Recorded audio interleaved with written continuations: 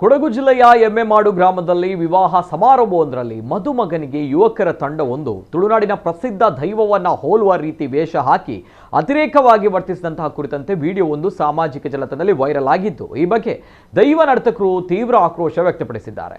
ದೈವ ಮತ್ತು ದೈವ ನರ್ತಕರನ್ನ ಅವಹೇಳನ ಮಾಡಿದ ಘಟನೆ ಸಂಬಂಧ ನಾಪೋಕ್ಲು ಪೊಲೀಸ್ ಠಾಣೆಯಲ್ಲಿ ಯುವಕರ ವಿರುದ್ಧ ಪ್ರಕರಣ ದಾಖಲಾಗಿದ್ದು, ಇದರ ಬೆನ್ನಲ್ಲೇ ವಿಡಿಯೋ ಸಂದೇಶ ಬಿಡುಗಡೆ ಮಾಡಿರುವ ಆರೋಪಿ ಫೈಜಲ್ ಎಂಬಾತ ಸಾಮಾಜಿಕ ಜಾಲತಾಣದಲ್ಲಿ ಕ್ಷಮೆ ಯಾಚಿಸಿದ್ದಾನೆ.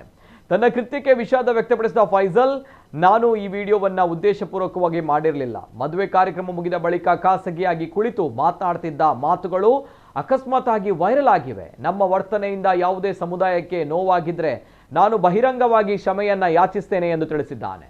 ಇನ್ನು ಪ್ರಕರಣ ದಾಖಲಿಸಿಕೊಂಡು ತನಿಖೆ ಮುಂದುವರಿಸಿರುವಂತಹ ಪೊಲೀಸರು ದೈವ ಆರಾಧನೆಯಂತಹ ಸೂಕ್ಷ್ಮ ವಿಚಾರಗಳಲ್ಲಿ ಅವಹೇಳನ ಮಾಡುವುದು ಕಾನೂನು ಬಾಹಿರ ಎಂದು ಎಚ್ಚರಿಕೆ ನೀಡಿದ್ದಾರೆ. ಕೆಲವು ವರ್ಷಗಳ ಹಿಂದೆ ದಕ್ಷಿಣ ಕನ್ನಡ ಜಿಲ್ಲೆಯಲ್ಲೂ ಕೂಡ ಇಂಥದ್ದೇ ಘಟನೆಯೊಂದು ನಡೆದಿತ್ತು.